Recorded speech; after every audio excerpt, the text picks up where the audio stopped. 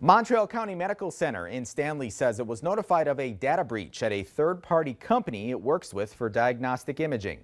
The provider says they were notified last month of a breach at DMS Health Technologies. The company handles services like MRIs and ultrasounds.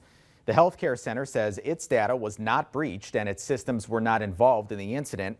They say DMS mailed notice of the breach directly to patients who may be affected. We'll have more information on what information may have been breached and what you can do to protect yourself in this story on our website.